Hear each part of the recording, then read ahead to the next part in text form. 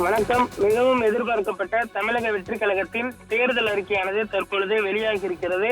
இதில் 29 வயதிற்கு மேற்பட்ட பட்டதாரி இளைஞர்களுக்கு மாதம் 4000 ரூபாய் வழங்கப்படும் என்று விஜய் அவர்கள் அறிவித்திருக்கிறார். 29 வயதிற்கு மேற்பட்ட வேலையில்லா பட்டய படிப்பு படித்தவர்களுக்கு மாதம் 2000. தமிழ்நாட்டில் போதைப் பொருள் இல்லாத மாநிலமாக மாற்ற கடும் நடவடிக்கை எடுக்கப்படும்.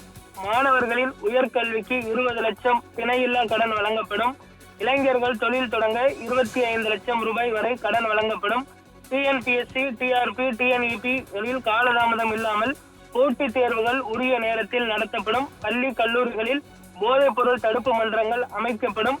5 லட்சம் பேருக்கு இன்டர்ன்ஷிப் பயிற்சி அளிக்க நடவடிக்கை எடுக்கப்படும். வேலை வாய்ப்புகளை உருவாக்குவதாக இளைஞர்களை மாற்றுவதே இலக்கு என்று பல்வேறு முக்கிய வாக்குறுதிகளையும் தற்பொழுது அறிவித்திருக்கிறார். இன்று தமிழக வெற்றி கழகத்தின் அந்த வேட்பாளர் பட்டியலை வெளியிட்டு அதே போன்று வாக்குறுதிகளையும் வெளியிட்டது குறிப்பிடத்தக்கது. இளைஞர்களின் கல்வியை உறுதி செய்ய கல்லூரி முதல் PhD வரை கல்வி பயில பிணையில்லா கடனாக 20 லட்சம் வழங்கப்படும் என்றும் தற்பொழுது அறிவித்திருக்கிறார். போதைப் பொருள் இல்லாத தமிழ்நாடு உருவாக்க நடவடிக்கை எடுக்கப்படும். பள்ளி கல்லூரிகளில் போதைப் பொருள் தடுப்பு மன்றம். இளைஞர்களின் கல்வியை உறுதி செய்யும் வகையில் 20 லட்சம் கடன். 29 வயதிற்கு மேற்பட்ட வேலையில்லா பட்டதாரிகளுக்கு 4000, டிப்ளமோ படித்தவர்களுக்கு 2000 வழங்கப்படும். 5 லட்சம் பேருக்கு இன்டர்ன்ஷிப் பயிற்சி. இளைஞர்களை நேரடியாக பாதிக்கும் விஷயங்கள் குறித்து கருத்து தெரிவிக்க ஏற்பாடு.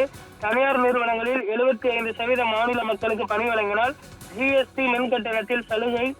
முதல்வர் மக்கள் சேவை மெம்பர் என்ற புதிய பதவி உருவாக்கப்படும். இளைஞர்கள் தொழில் தொடங்க 25 லட்சம் வரை லோன் வழங்கப்படும் ஆகிய வாக்குறுதிகள் தற்பொழுது தேர்தல் வாக்குறுதிகளாக இடம்பெற்றிருப்பது குறிப்பிடத்தக்கது. விஜய் அவர்களுடைய சுற்றுப்பயணமானது நாளை துவங்க இருப்பது குறிப்பிடத்தக்கது. நாளையே தன்னுடைய வேட்புமனுவை தாக்கல் செய்துவிட்டு உடனடியாக தான் போட்டியிட இருக்கக்கூடிய பெரம்பூர் தொகுதியிலிருந்து இவர் சுற்றுப்பயணம் மேற்கொள்ள இருக்கிறார். தமிழகம் முழுவதும் அவருடைய சுற்றுப்பயணம் இருக்கும் என்றும், ஆனால் ஒரு 5 அல்லது 6 தொகுதிகளை இணைத்து ஒவ்வொரு இடமும் பிரச்சாரம் மேற்கொள்வதற்கு இந்த சுற்றுப்பயணமானது வடிவமைக்கப்பட்டிருக்கிறது. இன்று மாலை விஜய் அவர்களுடைய சுற்றுப்பயணம் குறித்த அறிவிப்பானது வெளியாக இருப்பது குறிப்பிடத்தக்கது.